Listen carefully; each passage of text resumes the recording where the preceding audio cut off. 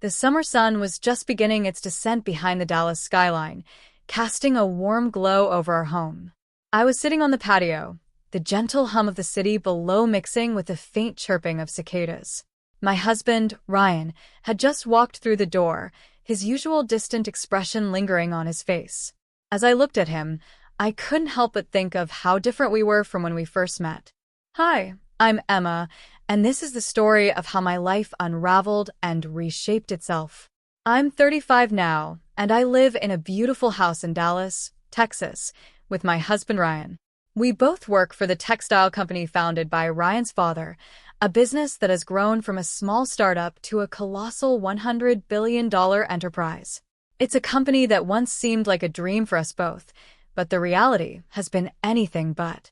Ryan, now 38, was always the pampered child.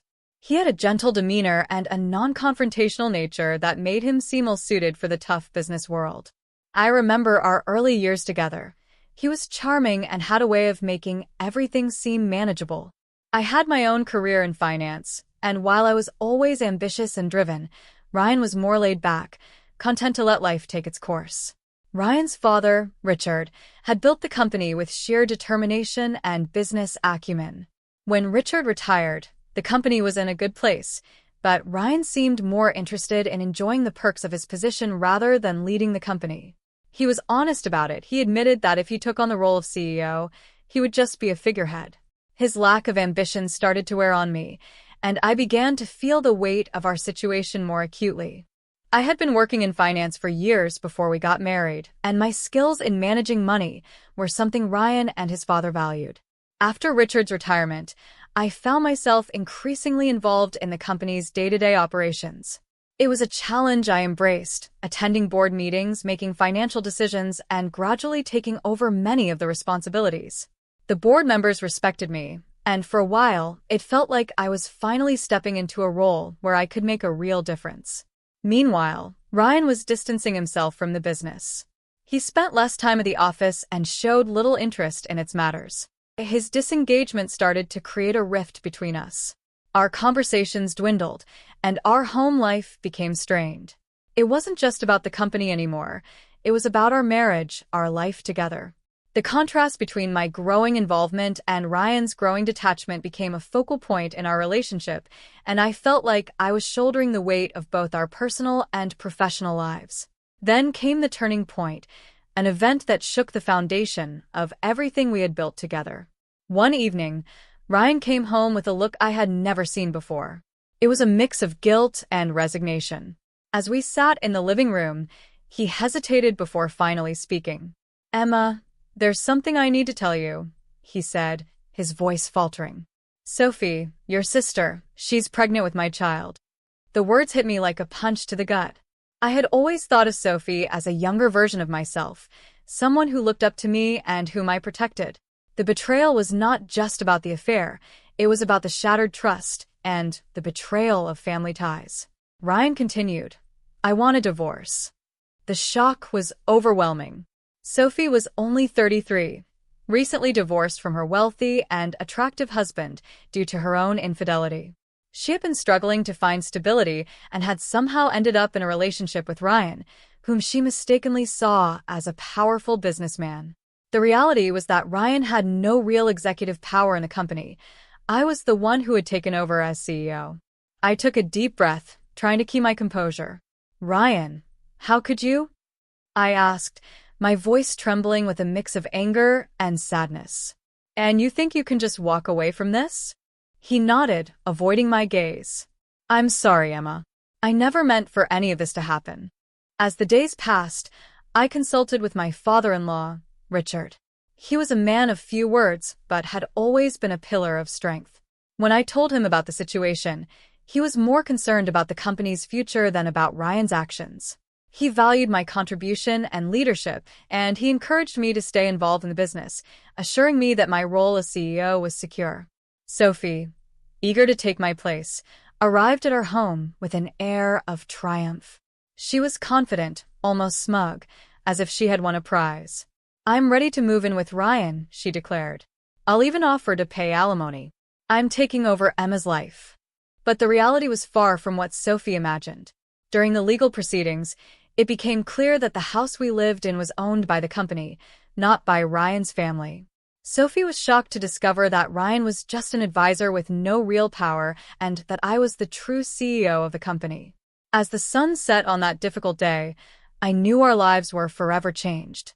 The coming weeks would reveal more about the depth of the betrayal and the strength of my resolve to move forward.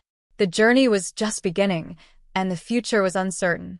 But for now, all I could do was brace myself for the storm that was about to unfold. The days following Ryan's confession were a whirlwind of emotions and decisions. I remember sitting at my desk in the home office, papers scattered around me, trying to make sense of the chaos that had suddenly engulfed my life. The sleek, modern design of the office that once symbolized my achievements now felt like a cage trapping me in my own misery. Sophie's arrival at our home marked a new phase in this unsettling drama. Her demeanor was a mix of misplaced confidence and naive optimism. She walked into the house as if she was stepping into a new chapter of a story, believing she had somehow won a prize. Her expectations were built on false assumptions about Ryan's role in the company and their future together. It was almost tragic to watch her confront the reality of the situation. One evening, Sophie sat across from me at the dining table. Her eyes sparkled with an unwarranted triumph as she spoke. "Emma, I've made arrangements to pay you alimony. I'm not just taking Ryan.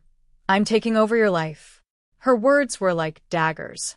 The betrayal wasn't only in the affair but also in her complete disregard for the mess she had contributed to. I tried to remain calm, knowing that the truth was far different from her grand plans. "Sophie, you need to understand something.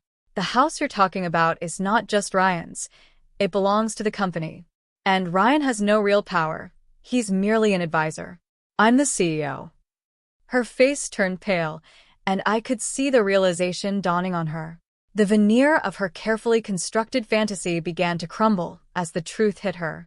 She had been so focused on the idea of living a luxurious life with Ryan that she had ignored the reality of his actual position. Ryan, who was now more of a bystander than a participant in the company, had no authority over the company's assets or its operations. The legal proceedings began, and Sophie's miscalculations became even more apparent. I went through the documents, reviewing everything carefully with my attorney. It was clear that Sophie had underestimated the situation. The house, as well as various other assets, were tied up with the company's ownership, not Ryan's personal holdings. The implications of this were significant. Sophie's plan to take over my life, including the material aspects, was unraveling quickly. Meanwhile, Ryan remained as detached as ever. He seemed indifferent to the chaos surrounding us. His lack of engagement with the company or with our personal crisis only highlighted how ill-prepared he was for any real responsibility. He continued his routine as if nothing had changed, his presence a stark contrast to the turmoil I was experiencing. One day, Richard, my father-in-law, called me into his office. His demeanor was as steady as ever, but I could see the concern in his eyes. "Emma," he said, "I want to make sure you're focused on the right things. The company is at a critical juncture, and we need your leadership now more than ever." His words were a reminder of the gravity of the situation. Despite the personal betrayal and the upheaval in my life, my role as CEO required my full attention. Richard's encouragement was a beacon of clarity in the midst of the storm. I understood that the company's success depended on my ability to rise above the personal turmoil and maintain a steady hand. Sophie's behavior continued to be erratic. She made several attempts to assert herself in the situation, but each time, she was met with reality. The financial and legal facts were not on her side. Her initial confidence began to wane as the legal complexities and the financial realities of the company became apparent. She had assumed that Ryan's position would afford her a certain lifestyle, but the truth was far different. As weeks turned into months, Sophie's presence in our lives became increasingly strained. The tension between us grew palpable, and her frustration was evident. Her dreams of a lavish life with Ryan dissolved into a harsh reality, and she was left grappling with the consequences of her choices. Ryan's detachment continued, providing no support or comfort during this period. His passive approach to the situation only served to deepen the divide between us. Throughout this period, I focused on my work with renewed determination. Each day, I attended board meetings, made crucial decisions, and worked to ensure the company's continued success. It was clear that the $100 billion enterprise needed strong leadership to navigate its complex challenges. My role was no longer just about managing finances. It was about steering the company through a critical phase while dealing with personal upheaval. Sophie's attempts to take over my life had failed, and she was left to face the reality of her situation. The house, once a symbol of her victory, was nothing more than a company asset that she had no claim to. The alimony she had promised to pay was a hollow gesture, overshadowed by the stark truth of her situation. As I looked out over the city from my office window, I couldn't help but reflect on how my life had changed. The once clear lines between personal and professional were now blurred, and the stakes were higher than ever. The betrayal had exposed vulnerabilities I hadn't known existed, but it had also strengthened my resolve to succeed. The tension in our household reached a breaking point as Sophie's situation continued to spiral. Each day seemed to bring a new challenge, and the walls of our once comfortable home now felt like they were closing in on me. I was caught between my responsibilities as CEO of a $100 billion enterprise and the personal chaos that had engulfed my life. Ryan's disinterest in both realms made it clear that he was neither a partner in business nor in our marriage. One afternoon, while I was sifting through financial reports in my office, Ryan came in looking unusually agitated. His eyes, usually so detached, were now filled with a mixture of frustration and desperation. "Emma, we need to talk," he said, his voice barely concealing his distress. I put down the papers and looked at him. "What's wrong now, Ryan?" He hesitated, then said, "Sophie's had enough. She's demanding to know what's going on with the house and the money. She's convinced I'm some kind of business mogul who's going to make her rich." I sighed. "I've tried to tell her the truth, Ryan. The house and the assets are tied to the company, and you don't have the power she thinks you do. She's going to have to face the reality of the situation." Ryan shook his head, looking defeated. "She doesn't want to hear it. She's already made up her mind that she's going to live a luxurious life with me. She won't accept that I'm just an advisor." His frustration mirrored my own. The disparity between Sophie's dreams and our reality was growing wider by the day. Her confidence was clearly misplaced, but her refusal to see it was complicating matters. Meanwhile, Richard's unwavering support had become a source of strength for me. Despite the family turmoil, his focus remained on the future of the company. One day, as we discussed quarterly projections in his office, he said, "Emma, the company's performance is crucial right now. We've got challenges, but your leadership is what will see us through." His words were a reminder of why I had to keep my head in the game. The $100 billion enterprise was not just a business. It was a testament to the legacy that Richard's late husband had built. If I allowed personal issues to overshadow my professional responsibilities, it would have repercussions beyond just my own career. Sophie's behavior became increasingly erratic. Her attempts to settle into the life she had envisioned were met with reality checks at every turn. The legal proceedings were ongoing, and she found herself entangled in financial disputes and legal battles she hadn't anticipated. The reality of having to pay alimony, coupled with her lack of understanding of the company's structure, left her feeling cornered and overwhelmed. One evening, Sophie came to my office, her face a mask of frustration. "Emma, I need to understand why I'm being pushed out like this. I thought I was going to have a future with Ryan." I looked at her, feeling a mixture of pity and resolve. "Sophie, this isn't about me pushing you out. It's about understanding the reality of the situation. The house isn't yours to claim, and Ryan's position is far less influential than you imagined. The company's assets are tied up in a way that makes your plans unfeasible." Her eyes were red with frustration. "But Ryan is a figurehead," I interrupted. "He has no real power here. The company's success depends on strong leadership, and right now, that's what I'm focused on. The sooner you accept this, the better." As the days went on, Sophie's attitude shifted from confidence to desperation. Her plans to live a life of luxury with Ryan crumbled as she faced the financial realities and the legal implications of her actions. The tension between us grew, and I could see the strain it was placing on her. Her dreams of taking over my life were fading, replaced by the harsh truths of the company's structure and her own financial obligations. Ryan continued his passive role, failing to address the issues at hand or support Sophie in any meaningful way. His detachment from the company and our personal lives was glaringly obvious. It became increasingly clear that he was incapable of handling the complexities of either realm. One day, Richard called me to his office again. "Emma, I need you to focus on what's ahead. The company's future is in your hands, and we need to make strategic decisions that will ensure its continued growth." His words were a clarion call for me. The $100 billion enterprise was not just a business, it was a legacy, and it required careful management and forward thinking. Despite the personal chaos, I had to remain committed to the company's success. Sophie's final realization came when she faced the legal and financial consequences of her actions. The dream of a lavish life with Ryan was shattered, and she was left to deal with the reality of her situation. The confrontation between us had reached a climax, and her departure from our lives was inevitable. As I looked out over the Dallas skyline from my office window, I reflected on the tumultuous journey I had been through. The personal and professional challenges had tested my resolve, but they had also reinforced my commitment to both my role as CEO and my own sense of self-worth. The final stage of this tumultuous period arrived with an eerie sense of inevitability. As the dust settled from the personal and professional upheaval, I found myself standing at a crossroads, where the choices I made would define the course of my life. The end of the chapter with Ryan and Sophie marked not just a personal resolution but a crucial turning point for the $100 billion enterprise that had become my life's work. The day after Sophie's departure, the atmosphere in the house felt strangely calm. I was alone with my thoughts, trying to come to terms with the reality of the situation.